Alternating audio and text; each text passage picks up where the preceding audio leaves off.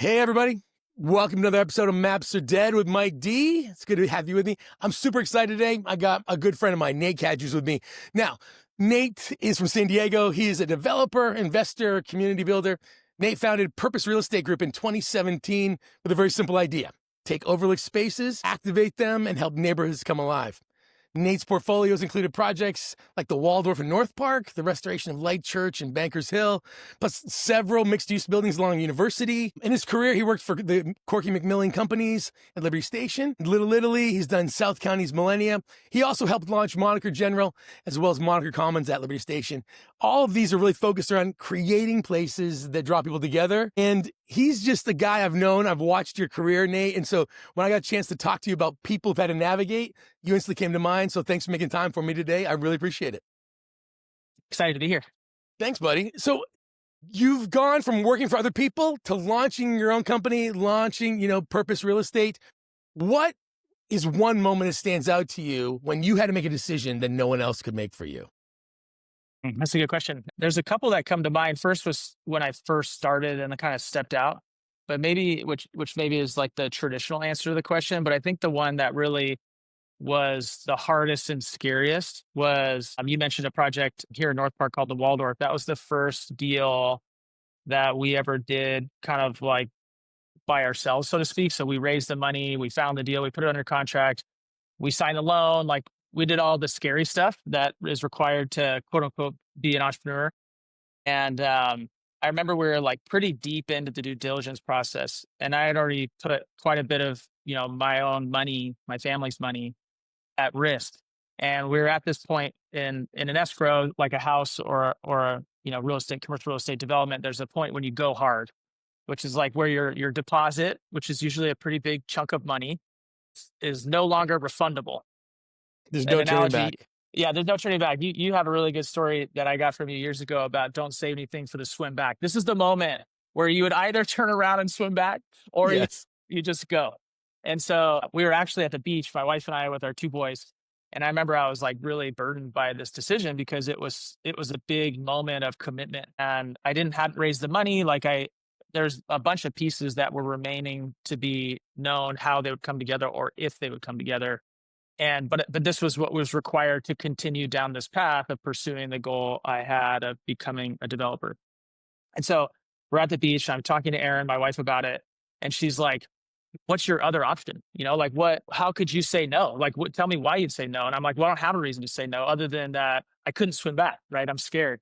And she's like, well, if this is what you want to do, then I don't see why we couldn't do it. And one, I'm super thankful to have the encouragement of my wife in decisions like that, which I might not always have, like my toys and adventures, maybe those are less supported by my wife, but in this circumstance, which was a really big choice for us financially, was to say yes and to move forward, release the deposit, go hard, and commit to figuring out how to solve whatever remaining problems there were. And that was one of those moments where it was like, it's scary, it's risky, and it's a lot less comfortable to say yes. And even before that, I didn't know how to get there, and I didn't know where to go after that. But I just knew that was like, if I want to pick this path and I'm committed to doing the thing I said I wanted to do, then this is really the only answer. Was that one of the first times you ever had experience of, I can only get advice, I can't get direction from anyone else? I mean, and when I say anyone else, I mean outside you and Erin, your wife. Yeah. Yeah. Because in most scenarios, people give advice about jobs. When you're working as an employee, you're choosing things, but you're choosing within a very narrow lane. Right. Yeah. When I hear you talking, I hear like, this is one of the first, which has now become multiple times, when advice is literally just data gathered, but no one can say, if you do this, Nate, this way, you will be successful. Yeah. This was the scariest moment to walk through that decision-making kind of like gate, was for sure, as you described, because it's like, and I'd never done it before, right? It's not even like, oh, I've done it a few times, I know what this feels like, this is how it's supposed to feel, this is how hard it's supposed to be. I had never done before. And so it is just like, there really is no way to know how it's going to turn out, when I think of even the name of your company, right? Purpose Real Estate Group, I didn't call it your Clifton Strengths Teams, which I usually do. So for those of you listening along at home who can't see the whiteboard behind me, I've got Nate's Clifton Strengths Teams, and we're talking about how you navigate using your strengths. And so as we unpack Nate's story, I'll call some of these out. But like connectedness, for example, connectedness is all about cause.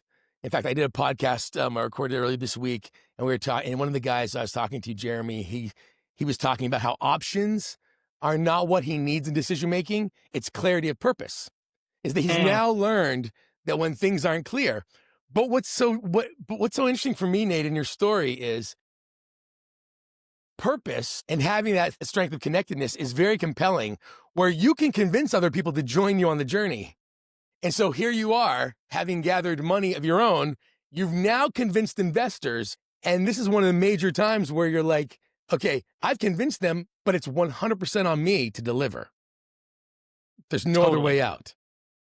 Which is, there's a quote, and the quote I think is in the beginning of a chapter in John Eldredge, one of John Eldredge's books. And it says, everyone wants to be a bullfighter until they're in the middle of the ring, with a, X 1,000-pound bull bearing down them, and they realize they just wanted to have the attention and the tight pants. Yeah. Yeah. And I think that those are the moments when you're like, it's one thing to identify a goal that would require taking risk and pursuing that. It's another thing to experience the risk. And then to your point about the strengths, there's never been a larger learning experience for me of stepping into the risk profile of quote unquote being the guy as that project was for me. And there's a lot of things that we had to overcome that were very scary and difficult throughout over the last 3 years. It was a full 3-year project. And I went back to counseling to a mutual friend of ours. And because it's like you expose these things when you do step into your strengths and step into things that are scary and are unsafe, where there is no map and there is no clear direction on what to do or how it's going to turn out, it exposes you. And it was super humbling. I thought I was pretty humble going into it. But then one way to really learn how you don't know what you don't know is to try to do something you don't know how to do. Really learn what you don't know. So it was super humbling, but it was also really a major growth season for me of really seeing some of these strengths live themselves out in both positive and also negative ways. Yeah, because there's a line because your job is so interesting, right? It is quintessentially decision making, but also like engaging. You're crafting a vision that you're then offering up to not only the community, but to the investors. And you're promising that you'll take this idea and make it a physical reality, and that reality will have a certain level of impact to it. So on some level, you have to tell a great story. Otherwise, what's the point? It has to have purpose, has to have value. But once the story is sold and I'm on board, and the city's behind you, and the restaurants are coming in, and the renters are there, and the investors are giving you their money, I got to believe there's times where you make decisions that they actually may not agree with. And when you typically have a lot of them, you can't make all of them happy. How do you navigate the want to please the people who believe in me with I have to make choices that are best for the final reality and may not be best along the road? Yeah. And that was one of the big learnings for me, was how burdensome, to be honest, to use that word, is like how burdensome it was to have the expectation put on, self-imposed expectation put on me of doing a good job and like not losing people's money. It's like, Right. Yeah. It's pretty intimate to ask someone for money. It's a whole nother thing for someone to give you their money, which is very like humbling to receive dollars from other people. And it's scary to think about the responsibility that you've been given. And growing up with not that much financially in our family, it was even more like, these are large sums of money, And so I think it was really burdensome, to go back to that word, of trying to navigate that and realize the kind of unhealthy expectations I was putting on myself to mitigate risks that I couldn't control. And seeing that come out of me was really insightful. It's also interesting, like when you look at the strengths that represent me, it's like in development, you kind of have these different not personalities, but there's these, you leverage your strengths for these seasons of a deal. And it changes so dramatically because the story and raising money is kind of like this honeymoon phase because there's no known problems yet. It's It's like, connectedness futuristic. yeah, It's a right. It's like utopia this is down the gonna be road. It's going to be great. awesome, and I love that. I mean, number one, strategic. Number Yeah. two, futuristic. Number three, activator. Like, let's go. The future is great. We will build it together. Rah rah rah. And so that was like exciting and thrilling. And you have to switch into a whole nother role of execution, which is a whole rabbit hole we can go into as it relates to people, one, living in their strengths, but also accepting what is required to pursue and accomplish a goal is, futuristic and ideation are not execution. And execution is not necessarily the fun, pretty brag about part of being an entrepreneur. And so switching out of that, like, rah, rah, rah, here's the future, which is natural to me. And I get excited when I get to pitch the future. That's super fun for me.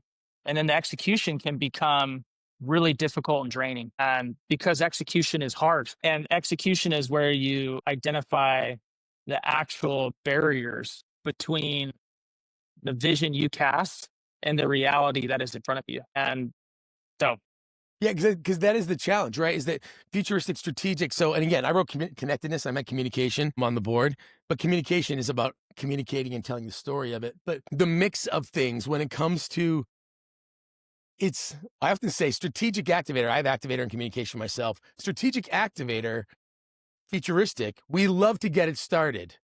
It's way less fun to have to sit there and finish and play maintenance at the end. Like, it's the dreaming and the helping people understand and the initiation that's required. Finding then the motivation. How do you keep going? Because you specifically at Purpose, you're not completely alone. You have some staff and you partner out with obviously you're doing with contractors and all these things like that. Yeah. Architects, engineers, right. Right. And you have your wife. That's very much a partner in this vision. You guys have this. How though do you keep yourself going when the adrenaline is left out? Because these are one, large sums, two, high risk, large timelines, construction in California, San Diego, California, and you're not building in like open area Otay Mesa out in the mountains. You're building in North Park, one of the most sought after areas of the city. Yeah. How do you keep going when the water's the wrong temperature in the apartments upstairs, but it has to be a certain temperature for the restaurant downstairs and nobody knows where the regulator is? And you're this is really my Thursday? Yeah, right. Yeah, no. Well, I already feel exposed when you outline those strengths and you're like, yeah, you love to start stuff, but finishing stuff's hard. It's like, yeah, like that. That's for sure me. And it's an interesting, like situation to be in where just to use my story specifically, is like I chose to be an entrepreneur. I worked for the McMillin family for 10 years, learned a ton, was super fortunate to learn from them and get to work on an amazing project in Point Loma called Liberty Station. It's an old naval training center, and really get to execute on some of these ideas, but it was part of a larger team, which is something I miss in my smaller team now. It's me and one staff, Elaine, who's on our team. And it's harder to just do it alone. And you cast this vision and you raise the money and you get to be that person at the front end. That's like 10% of the job. And then really the rest of the job is like waking up every day and trying to solve really hard problems. And Scott McMillin used to always say, like, we get paid to solve problems. And that's really, at the end of the day, a big responsibility of a developer, is just to be comfortable navigating, big issues and trusting that you have the right people on your team to solve them. And so I would say it's nothing short of just really hard for me and my strength set to go through that season. It's not as life-giving as the front end for me personally. Yeah, but the good news, though, strategic ideation is some of the most creative problem solvers there is. Is that strategic solves a problem. Ideation says, I can solve it creatively. So the good news is that problems, it's almost the boring maintenance, making sure the papers, making sure the drafts are right. Like, the minutia is the part that seems to be, in my mind, would be the most struggle, not the problem solving. And I would wonder if, oddly enough, communication's an influencing theme, but I often use it as a thinking theme, meaning when I'm frustrated and annoyed with the middle, I have to say, but this in the end of the story, they have to live happily ever after. Yeah, yeah. And then and so it keeps me going in the ugly. I'm like, okay, but I've got to get to the close. I've got to get to the final note. I've got to get to the final credits. Because in my head, the communication goes, it's a story that's undone. If I'm annoyed, I got to believe it's simply a story that hasn't yet finished. Right. Yeah. And I do enjoy, like, to use that communication thing, like some of the biggest problems we've had were with, utility providers and municipalities that are the gatekeeper of code. Right. And like you mentioned, we're in an urban infill. It's a renovation of a 100-year-old building with 0 lot lines, which means that there's no like yard. It's not like, oh, I kind of need this spot to place something. It's like, well, if it doesn't fit on the roof, you basically have nowhere to put it, which creates its own challenges. And it's like, you can't just like move a wall, right? You like masonry walls built 100 years ago. If you move it, you might as well just tear it all down and start over, which is not an option. And so the communication in me, like, I can specifically think of a really big issue, the biggest issue we went through on that project. And, we basically got told, we were told one thing. And then when we bought the property, and then as we went through the development approval of the property, that what we were told changed by a government agency. And so I'm like, oh, this is a problem. And so I called a couple different consultants, and I remember it was like 8 a.m. on a Monday morning, and I'm on, my computer on my kitchen table. I just like got the family out the door, take the kids to school. And so I'm there, and a really reputable consultant basically told me, I told him the whole story and I showed him the exhibits, and he's like, you will never get that approved. And if you do, you'll be the first person in the city. And the whole entire project was hinged on this approval that was told to us in person in a meeting on site was going to be acceptable, which was no longer acceptable. And, after the panic wore off, it was just like, well, now I know my new job. And a big part of that was leveraging the storytelling and the communication of like, there's someone that's going to care about this, and I just have to find them. And then I just started clawing up the organizational chain or ladder, whatever, to find the right person. And I had exhibits, and I was just like, it's improbable to do what it is you're asking me to do. And so to some extent, there was some fun in that, even though that's when I needed to start going back to counseling because I was so stressed out. It was like, my project is basically a dead man walking for this like 3 to 4 months that we're pursuing a deviation, which is a terrible word to use when you're dealing with a government agency. But yeah, so I could see in hindsight, the ideation, the activator, the communication really flexing even in the midst of kind of a survival moment, for the project. Somebody asked me a while back, they were like, hey, Mike, I was in South Africa and I had dinner with this couple. And she's like, Mike, you've done Everest and you've done all these amazing things. And like, how do you be resilient in that? She's like, did you ever just want to quit? And I was like, of course I want to quit. I want to quit every time. Like I remember doing the 3 passes trek and being after base camp, I had like 80 miles to go. And I was like, what am I doing? This is insane.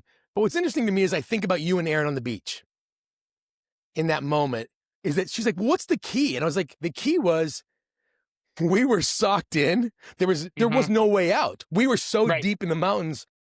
We didn't have any choice. We had to climb the mountain that was on the border of Tibet. There was no helicopter. There was no and so there were moments where you took 5 steps and stopped because you're at 17,000 feet and you and you're just dealing with your breath. And I was like, but I came away thinking that the key to resilience is finding the courage to more and more often in your life, put yourselves in positions where there's no other choice but to keep going. So that you can create the memory of resilience that you can apply down the road.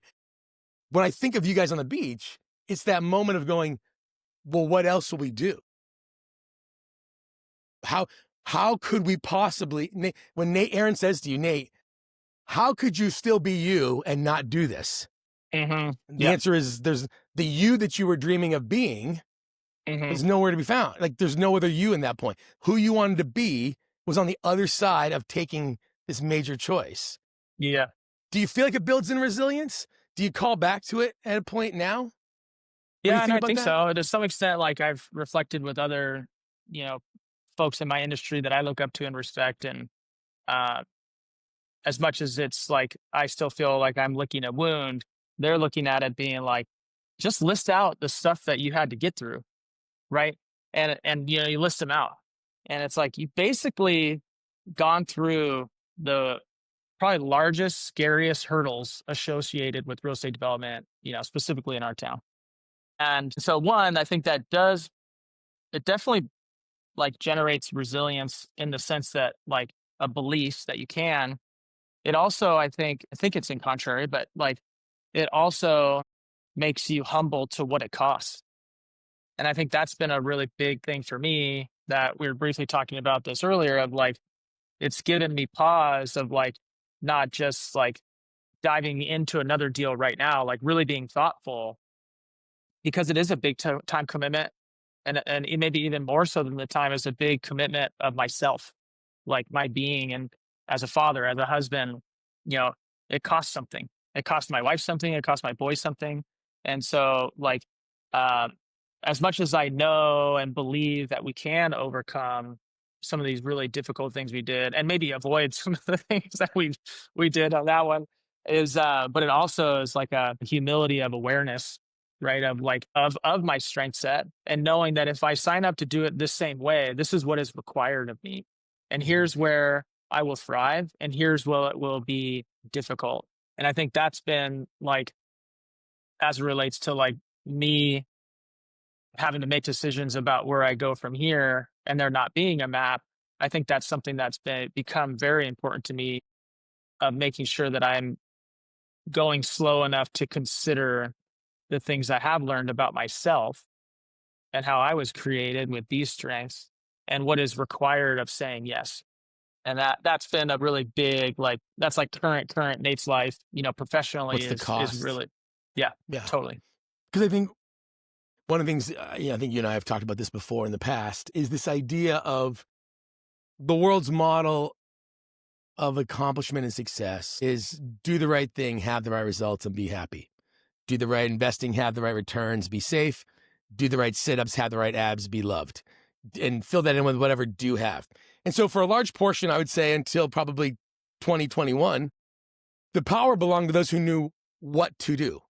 But information's Mm-hmm. free now, right? You have a PhD in your pocket. Everybody has a ChatGPT model or a Perplexity or whatever it is. Information of what to do is no longer the starting point.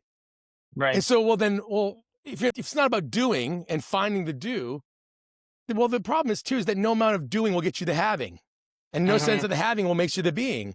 And so, one of the things we talk a lot about is we, as a team, me and the Dauphinee group, we flip it on its head and start clients with, "What's your vision of who you want to be?" Mm-hmm. And then, if I could mentally embody that now in my head, what would a person mentally being that do, and what results would they have? And so, the Right. choices and actions of the doing, we put it back on the being. Now, I feel like people at certain phases of our life, we stumble into this thankfully well. You're working for McMillin. You're working on what is a dream project with a bunch of people. You're redeveloping in what is now a very cool heart of the city. Liberty Station's a brilliant piece of your resume there. But somewhere along the way, I get from your story that you decided that who you wanted to be wasn't just a member of this team. That wasn't Mm-hmm. what it is. That purpose, even without the name yet, was there. I wrote the book, Extraordinary, The World Soldier Map, Boy You Need is a Compass, specifically for people like your setting in that phase where Mm-hmm. they're going, I'm on a track, but what if the train I'm on won't get me where I'm going? But I meet too many people that are scared to get off the train. When Mm-hmm. you think about that, what were like keys to success that even though you were married, did you have one kid yet at the time when you left? I didn't know No, kids yet. No, no kids I didn't yet. think so. Yeah. Yeah. Grayson Yeah. wasn't born Grayson was yet. 2018 and we started Purpose in 2017. Yeah. So right before, but meanwhile, kids are on the horizon. Totally. So Yeah. it's Right. easy to go. People, I mean, talk to people who listen to this podcast. They're like, that's all well and good, Mike, but I've either got a kid, about to have a kid, or she wants to not work as much, or I actually want to do different. How do you find the courage to, one, ask yourself, am I on the right train? And Yeah. two, go, this is when I knew I had to get off the train I was on, as great as the train was, because it just wasn't going the direction of who I wanted to be. How did you find that? And what were the keys that allowed you to get off and start something as imperfect and risky as it is? Yeah.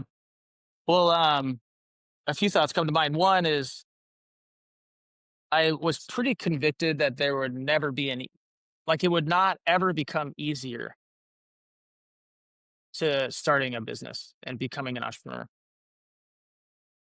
Not everyone should be an entrepreneur. So I think everyone has different strengths that I think it's easy to like kind of over worship this idea of working for yourself. Right. It's actually really hard. You might be the last person to get paid or not get paid, and like might not get paid back. Like the leaders eat last thing is a good analogy. But I also knew that like if kids were coming, it wasn't going to get easier. So if I wanted to try it, and I think that's true of any stage of life, even if you have kids and you're further along in building what it is that your family and life represents or what you want that to represent, is never going to get easier, right? I just think responsibilities and overhead and like all of these things come with age. And so I was pretty convinced, regardless if I thought it was going to be easier or not, that it wouldn't ever be easier than that moment. So that was true. I also think like, reflecting, that was how long ago was that? 8 years ago? 6 years ago, 8 years ago. Yeah. So I think a lot of what pushed me to do that were things that maybe now I'd reflect back on and still I would say I manage personally that were like not necessarily healthy, like insecurity, like proving to myself that I could. And it wasn't because I had a belief that I could. It was almost that I was insecure that if I didn't, that I wouldn't never measure up. And that like it was a way to prove to myself and probably prove to others. I don't know who others represents, but others is something. This has it has an impact on my life that I had to, that like I would regret not trying and seeing what it is I can do. And now that like, you know, by no means have I arrived anywhere, but we have accomplished probably the specific goal I would have told you in 2017 of why I'm doing this and where I'm headed was to quote unquote be a developer. And to me, being a developer was finding a deal, underwriting a deal, raising the money, getting the loan, like quote unquote, not to necessarily specifically use a male pronoun, but to be the guy, right? Like that was, it's one thing to like get paid to help someone else or to work someone else. To me, healthy or unhealthy, that was the definition of like becoming a developer. And even now, so that I've accomplished our first, round trip deal, it definitely puts into question of like, well, why did I want to do that? And what of that now that I've done it, do I want to repeat? And is that actually, I think you've asked me challenging questions in the past of like, is that who Nate is? Like, is Nate a developer? Is that what you want to be? And what else is Nate? And so I think I, those are definitely some thoughts there. to not go, because I don't want to go, I want to stay with this. Because like, that's pretty authentic to be able to say, I think I left because in some point I didn't know who I'd be if I didn't leave. So, right. So you're kind of driven by pleasing the unnamed them, right? It's always the voices in our head. It's everything from family to stories to classmates to teachers who didn't support us, right, or whatever it is, or what we thought was meaningful on TV as kids and things we saw. Totally. Yeah. Right. To go from that and to be able to look back with enough wisdom now to say, I made a major shift. And what got me out of the door was probably something immature and unhealthy.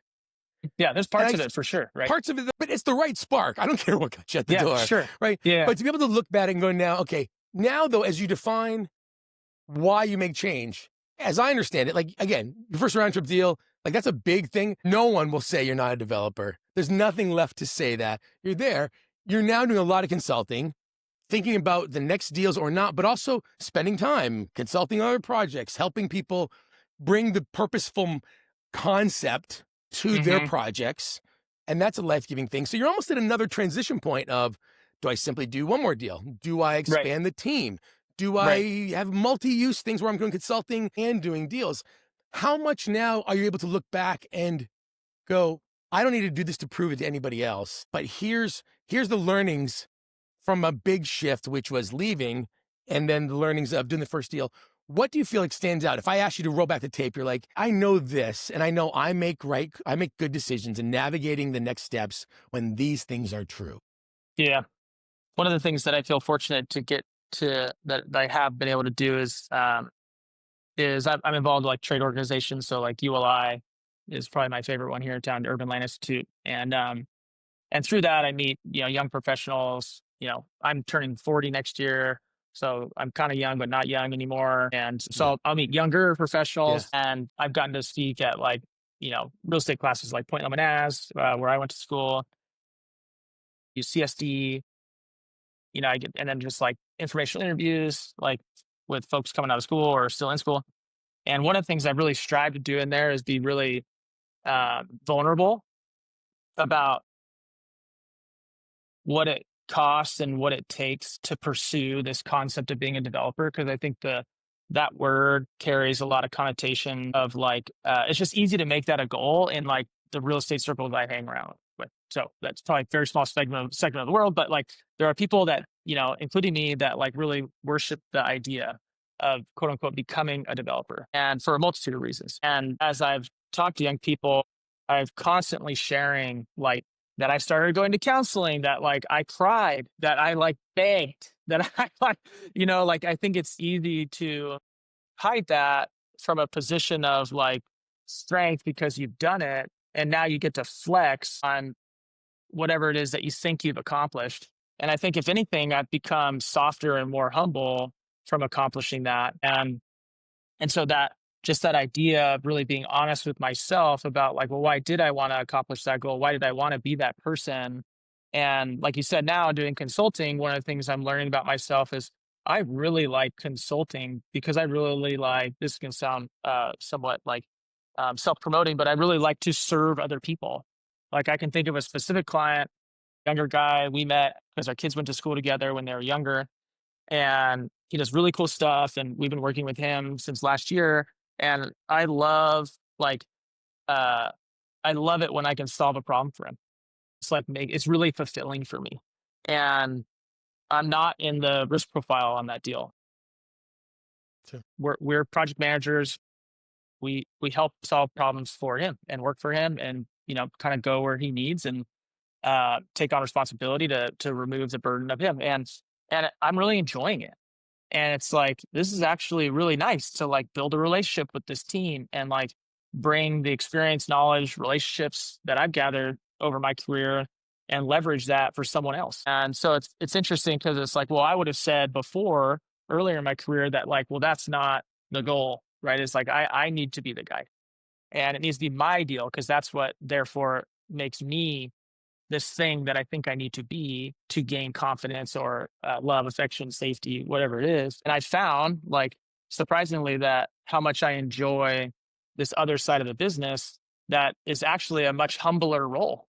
Like, yeah, I'm working on this really cool project, but it's his deal, and I'm supporting him, and I don't have a problem saying that. But that now that I'm here, and so What do you that's been think an is the barrier interesting to thing. that? Like, so when you say, man, I'm being vulnerable, I'm talking about therapy, and I'm talking about these pieces and being not taking the limelight. When you think about the people around you, when you think about age, maybe different even career, people in the community, Mhm. what is the gap? Like, what is it that you're like, I can see it now, but I didn't see it before, and they might be thinking the same thing. What is it that you think people might be surprised? Why do you feel like people would be surprised Yeah, by by that progressive view of yeah. yourself and the willingness to be vulnerable? Yeah. I mean, I think a lot of it has to do with like a willingness to admit that you're insecure or that you carry insecurity. Mm-hmm. I think it's somewhat told to us, especially like I would say like I'm trying to think of the right language, but like the world's definition of masculinity would suggest that's the opposite of what you should do, right? Like the opposite of success is admitting that you need to go to counseling. And the opposite of success is saying that you're really scared and don't know what to do. Our That's the counselor, narrative. our counselor referenced this of like, to me personally, it's like you do more damage to yourself hashing through all this insecurity in your head than if you would just sit with it and say it's okay to be insecure. It's like we attack like vehemently with our brains, attack insecurity and anxiety because we think we shouldn't feel that way. And that was a big eye opener for me of like, to quote him, he said, "Who said that? Who said you shouldn't feel insecure?" And I was like, I thought about it, felt a little defensive. And I said, I did, kind of like puff my, I Yeah. said it like, because that's what I believe and what I want. He's like, well, you're wrong. And I'm like, I pay you to be my counselor. You don't have the right to tell me that I'm not kidding. But You can't tell it me was that. like, right between the eyes. It was like, and that I tell that story all the time. And that was, I got that from him probably at least a decade ago. And that was in specifically to counseling with Aaron as we went into marriage. And so it's just, I love being in a position where I get to share a story of this thing we accomplished that I think people in certain circles would aspire to accomplish, and just tell them like the view from here, just to be clear, is not maybe what you think it is. And it's amazing how much vulnerability, like I've told that story to peer groups. So like we're part of these like an urban infill, small scale urban infill group here in San Diego. And we get together once a month and we tour projects and we meet with people to learn. And it's just this really cool, it's kind of like a support group for developers we joke about because spend all this time just talking about what keeps Group us up at night. therapy. And it's totally group therapy. But it's interesting is like when, whether it's me or someone else, like vulnerably leads with something that's really difficult for them and is humble about it and even expresses fear or insecurity, how the total like tone shifts in the whole room and everyone grabs a hold of it and is willing to be in that same spot and be vulnerable. But before that, it's easy for us, you know, men and women, to just kind of like project that we have it all together, we know what to do, and we're actually really successful. And like we like, what about that in us? Why does society tell us that we need to do that?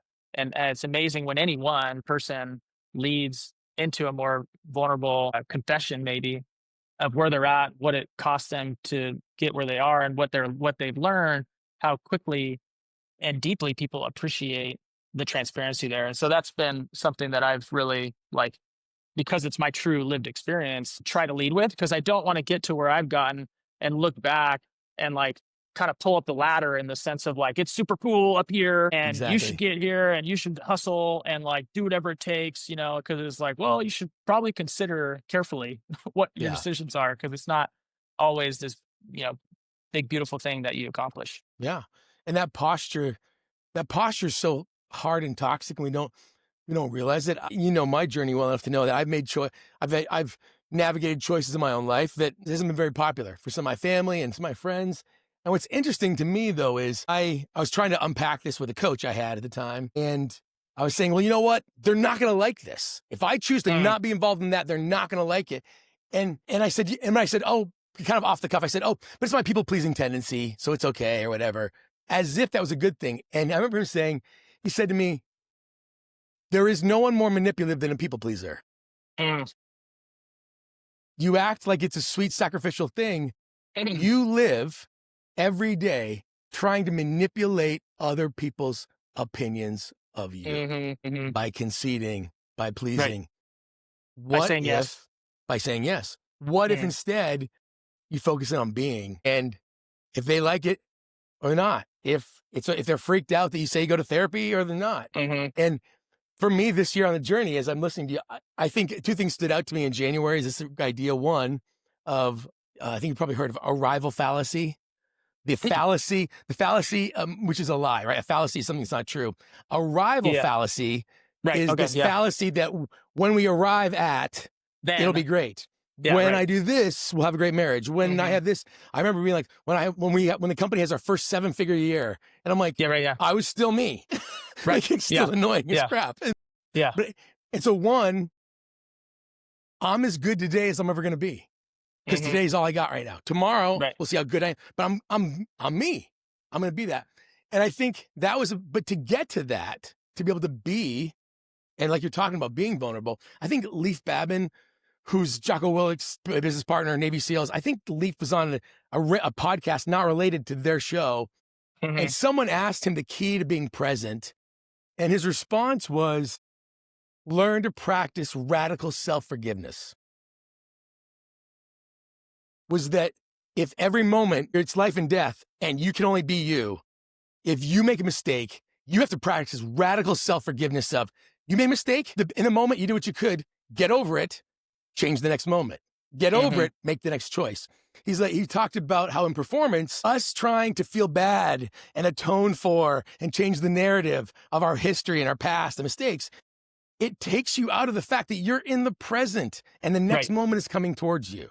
Yeah. And Right. I live in that space where I repeat that a lot to people, because it's right in front of me of like, how do we learn to practice radical self-forgiveness of being like, every choice that I've made has got me here, Yeah. and I'm okay being who I am, Yeah. and I can ask the question, who do I want to be tomorrow? Yeah. And I feel like every time we spent time together, and even in your books, I feel like you do such a good job, and it's kind of the premise of the podcast, right? That like there is no map. And I think it's on the cover of Extraordinary, it says what you need is a compass, right? And it's like, and I think a compass is only as good as it is ability to find north, right? And so Yeah. I You feel need like you've cardinal points of always, direction, a right. cardinal And I feel thing. like you and everything that your group represents is so good about stopping folks like me who are like pushing forward, saying, "Oh, well, we stop for a minute and like just clarify why you're going that direction." And I think that is always something that I feel convicted by when, whether we're together or I'm, digesting the content that you put out, and, or as coaching sessions, things like that. It's like, I always feel convicted in a really loving and encouraging way of like, is that the north that I want? And if so, why? Because I think we all have, to quote a guy named Mike Dauphinee, your biggest strength's 2 degrees off from your biggest weakness. And Yes. I think, when you think about, my strength profile and my story, it is really easy to basically just pursue affirmation and praise from those that I look up to. And versus who is it that I want to be, even if, to your point, that is opposite of what, the world defines as success or smart or, realistic or whatever. And I think it is really easy to, in a world of social media and a world of comparison and a world of hyper individualization, it is really easy to say, like, this is who I think I should be. This is what the world's telling me I should be, even if it's totally soul sucking, right? It's like, even if you make the 7 figures or whatever, and it's like, my company continues to grow. And it's like, to your point, I feel exactly the same, and it's just like, my lifestyle hasn't changed. And it's kind of like, no one knows, no one really cares, it's like, so I think it is really important. And I'm encouraged through our conversation today of like, there's specific things I have in my brain right now that we don't have to go into that I'm avoiding because for whatever reason, it is scary to me. And it goes the opposite direction of like success in my real estate career. It's like literally like taking me the opposite direction where you're actually like, and you do this a lot with your foundation of like, how am I building something else that maybe you actually pay to build versus get paid to build? That actually means 10 times more than building this other thing. And so I think that's a big part for me when you think about it, that stuff. What's amazing is I mean, I think hard work and also opportunity. We're privileged to be able to say, you're at 40, I'm at 51. You're about to be 40 soon. But have had success. And people would say are successful. But I think it was Marshall Goldsmith wrote a book years ago. He's a coach for the stars or whatever. He's a guru in business circles. And just the title of the book alone was powerful, which was What Got You Here Won't Get You There. Mm. And I think it takes an inordinate amount of courage to be able to run a program and get success and then go, and I on the outside have outgrown this. Mhm. And it won't get me what I want anymore.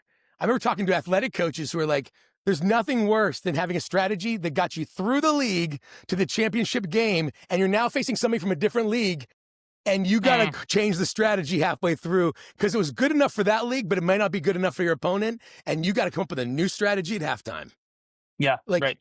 and that's the space I feel like people between 35 and 55 are sitting going, what if I actually have outgrown my plan? How do I find the Mhm. courage to go, I'm grateful for what it was. I now have to shift. Yeah.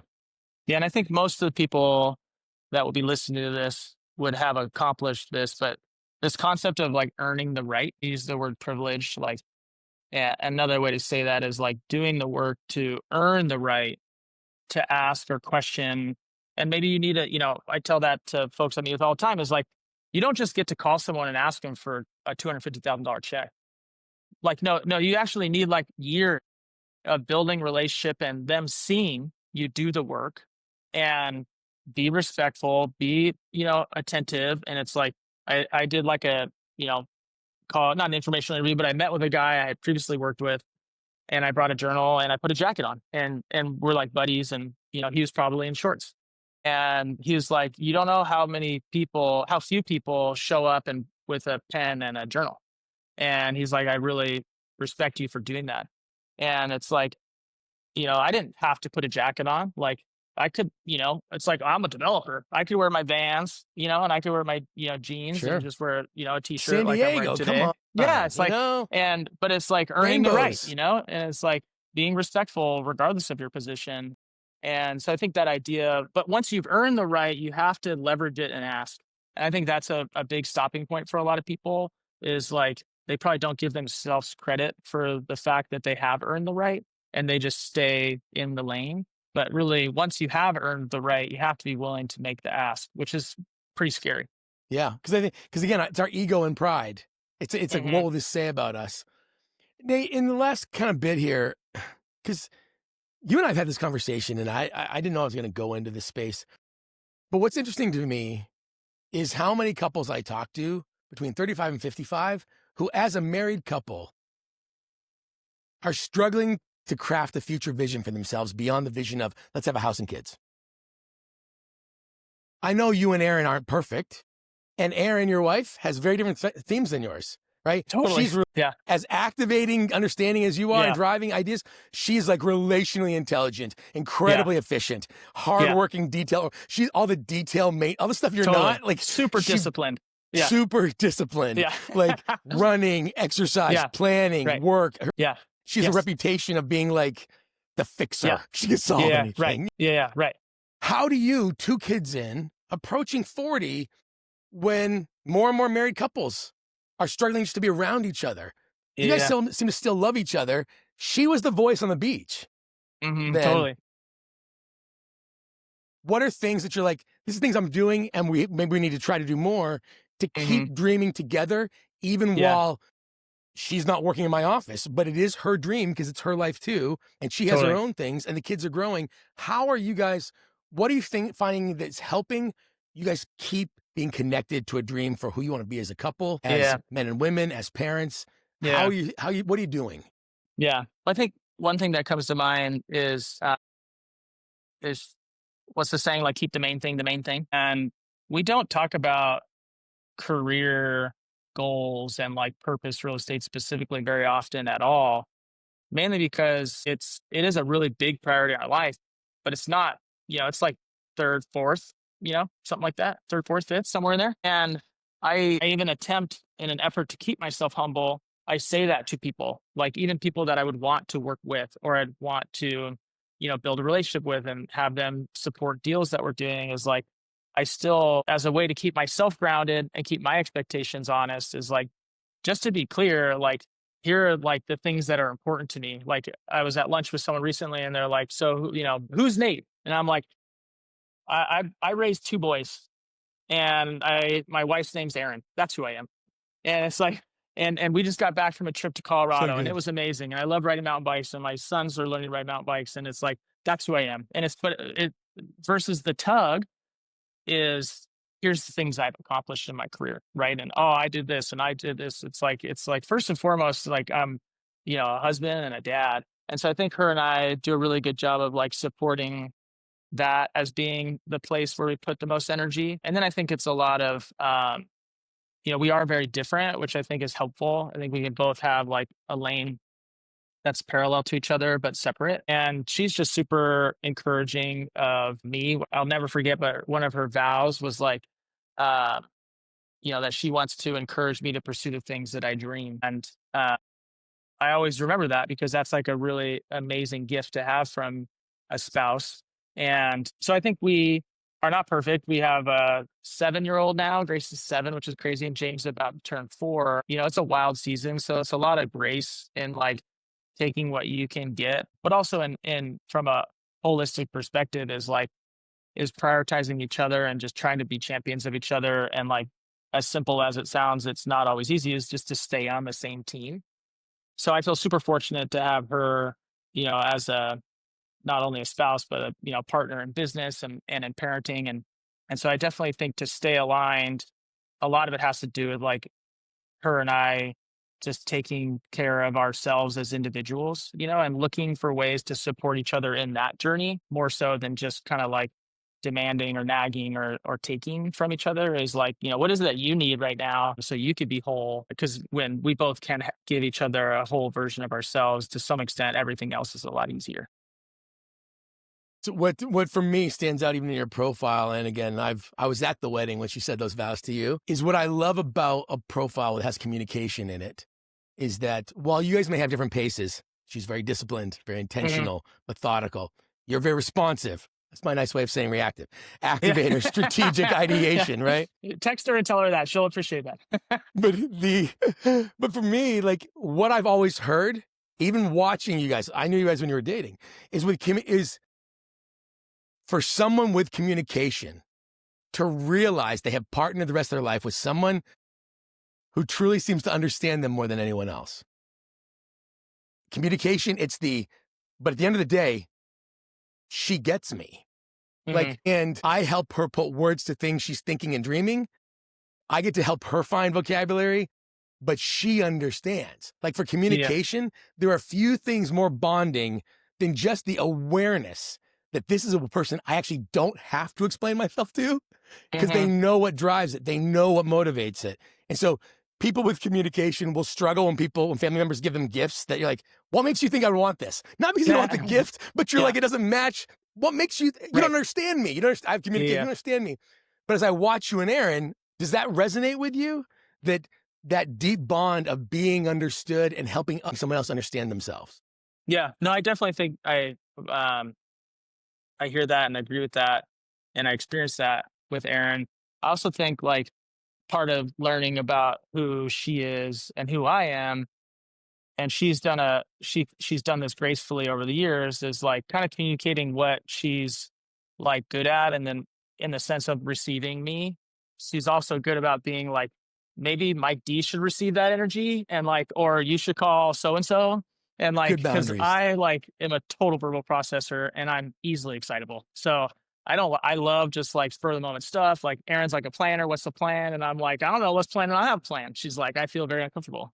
But it's like I've learned that like when I get really excited about something, I can just like plow her over, especially if I'm Mm. like, I went to an event, she put the kids to bed, and she's like landing the plane at the house, and I show up and I'm like, Woo! let me tell you what we're gonna do. She's just like, whoa, bro. And so I think learning both, and to some extent, that is being known, right? Mm-hmm. In a dual directional thing is knowing like that she knows who I am and where I can point that energy, and also knowing that like there's a safe place where I can go to her and tell her where I'm scared and insecure.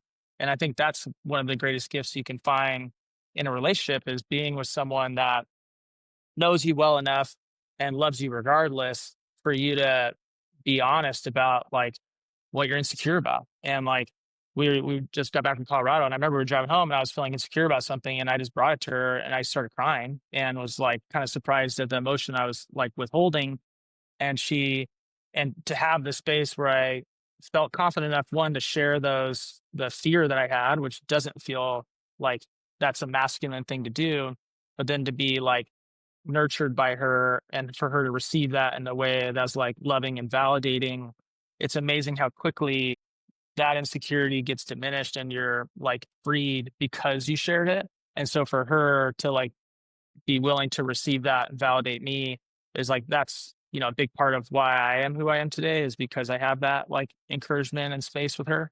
And so I think that's, there's really no bigger decision in life than picking a spouse, and so I feel super blessed to enjoy my wife, just as a human. So There's a great power in, especially a spouse, accepting the partner's vulnerability and not feeling like that vulnerability existing is a threat to my safety and stability. mhm. To not Yeah, make it about them. In a yeah, relationship where like, this person's unstable or insecure. What does that yeah, mean for me? To have the confidence and space to let you do your thing and be there and be like, it's okay to feel that and not make it about them in those moments. That's next level self-management totally. Yeah. in a lot of And she ways. didn't put pressure on me. I think that's another huge gift, is like, and it's not that I just don't feel it. She verbalizes it pretty often, especially when I'm sharing like a big decision we need to make, or like, I'm wrestling with picking a path or like whatever. I feel like she's always like, she's really quick to communicate, like, I don't need you to do something to like quote unquote provide for us more than anything that we already have, or even if it went the other direction. She's like, I'm super content with everything we have, and I don't need like anything more. And I feel like that's really helpful for me because I think it's easy as like a quote unquote provider to have this pressure that like it always needs to be up and to the right, right? That like it's more next year, right? And it's, and it's a bigger house that's closer to the ocean, right? Like, insert town that you want to live in. And so I think it'd be really easy for me, not even if one, if she said she needed that, that'd be hard. But two, even if she'd never said the other thing, it'd be easy to believe that that's what she needed. And so I think that's something that I didn't know that would be as beneficial. I haven't told her that, so I can go home and tell her that today. But she does that often, and it is really impactful to me, even subconsciously, to know that I don't have this pressure from the home front that I need to like, you just step it up, So Yeah, come she's on. like, I'm good, She's like, I love our life. So Yeah. And the ability to do that. And think, so as I pick back through your profile, like with strategic and activator and ideation, one, if people are listening along at home, the biggest challenge with those themes is be aware of you're very responsive. And if you're partnered with somebody who's more planned, it's a timing thing. Like, do your responsiveness, then give them the end of the process and let them activate on that, but kind of know it. I think that's a big one. So like we just talked about, communication, find multiple places where you can bounce things off of and get understanding. Again, so that if you're partnered with somebody who knows how to deliver and is disciplined, they're getting the exciting part of the end of the story and they can ask back about what they want, but they aren't feeling the pressure of the story changed 10 times. What part do you want me to play in? right. And to step Totally. into those things. But I think there's a lot of power in, I think one of your gifts, Nate, is you don't leave any lesson unused. Like the lesson of learning to be vulnerable, the lesson like, okay, let me in by myself, cry myself to sleep as I'm making millions of mistakes and asking questions. But then later on, you're like, okay, let me trot this out to make it of value to someone else too. Totally. Yeah. That's something I really love about your communication and something about your futuristic is that, okay, I've got a thing. How can I add greater value to it? I've got a harder lesson. Let me multiply that for someone else. Futuristic will pitch that forward. And I think, that's a truth I've known about you. And I see that even in how you talk about it. No, I appreciate that. And, as you're in this next phase and as you're thinking as the next window, congratulations on the next phase of the North Parks and stuff being done. It's that question too, I think for anybody, it's the, who do we want to be? And I always say like when you're dead and you're in your grave, because we're all going to die at some point, which some of us are really freaked out by that idea, but we're all going to die at some point. I'm like, what's the one word you'd love to have people standing over your grave say you embodied and work backwards from there? And then know that throughout the course of your life, you're going to have multiple things that are going to be your creative expression of that embodiment. Yeah. Being a developer, having kids, having a family, our expression. For me, it's fearless. That's my word. So starting a random podcast, starting a nonprofit. We're about to launch a chicken farm and a coffee farm in Honduras. Ask me what I know about chicken farming other than my dad had chickens when I was a kid. We're just doing these things. I think but I'm like, that's my expression of fearless. And so I think I would encourage you that once the word is clear and the story you want to tell, but the next phase of who you want to be is there, the actions of how much consulting versus how much development versus how many partners becomes a very easy thing once you know the story you want to tell. Yeah, that's good. Man, hope this was good for you. Thanks for being on here with me today. Always good to be with you, Mike D. I appreciate your time. If you're following along at home, if something in our conversation hopefully encouraged you or asked you questions, if you're wondering if you're on the right train and maybe you're getting off the train or maybe you're trying to figure out the next thing, we'd love to hear from you. In fact, we have a couple different things. One, we have 5 questions called the Clarity Compass that is literally questions to ask, am I on the right track? Maybe you want to figure out how to use your strengths in another way. We have a thing, I call it like cameo, but useful. If you've taken Clifton Strengths and you're navigating something, honestly, click the link below. It's called Navigation Brief. You send us your top 5 strengths and what your question is. And I personally will basically send you a live coaching video response. And if I was in your shoes, here's what I'd do next. But honestly, like, share, subscribe, comments. That's how we can reach more people. Really appreciate you following along. Thanks again, Nate, for being here. We'll see all of you next time. Thanks, Mike.